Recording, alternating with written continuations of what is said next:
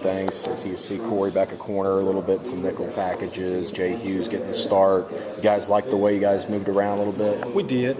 It gave us a lot of flexibility. It gave us some more depth. Now, you're not just, with Jay being able to go in the game and play at a high level.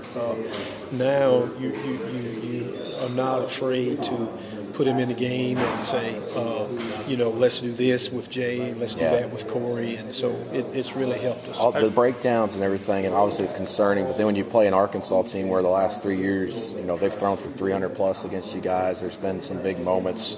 How much of a challenge is that, and how much do you think the guys are a little bit more motivated knowing what Arkansas has done to them the last few years? Well, I think they'll be very motivated because those kids, our kids, they work hard, and we've had some success, this season, and having an opportunity to come back and to play at a high level against a really, really good offense is always challenging for them. When you're talking about the communication breakdowns, is it just like Dan said, a guy's getting the wrong signal and does something he's not supposed to, or they're not just communicating with each other? Or what is it? It could be a combination of both. It's just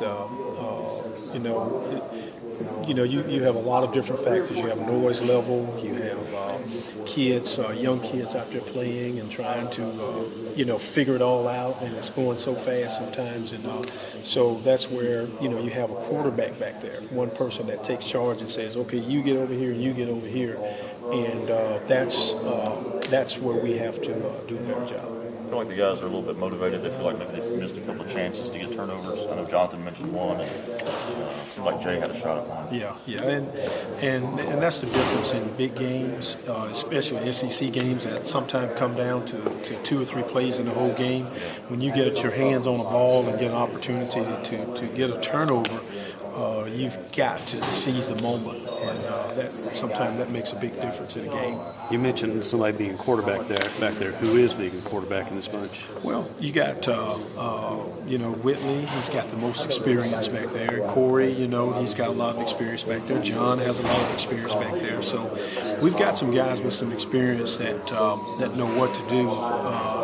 It's just all of those guys being on the same page at all times. You gave everybody a look then. I think at one point you had Watson and Arrington out there, which I guess down to your third group. Were you just looking for somebody? Well, not really. You could have a person have an equipment issue or injury or something that comes up, but we're not afraid to play any of our kids because they're prepared, and they have all been in games in big moments. Watson has, Arrington has, so that's part of our depth, and what we do is have guys prepared, and when their moment comes, it's time for them to step in and play.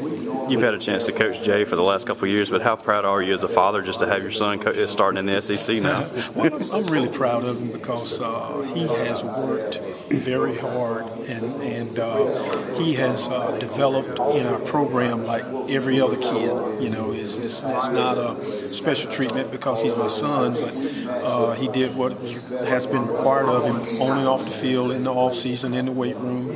Started out as a special teams player, then a backup, then a spot player, and when his moment came in the big arena, he was ready, and he showed everybody that he was ready. It had nothing to do with me, but he was very prepared.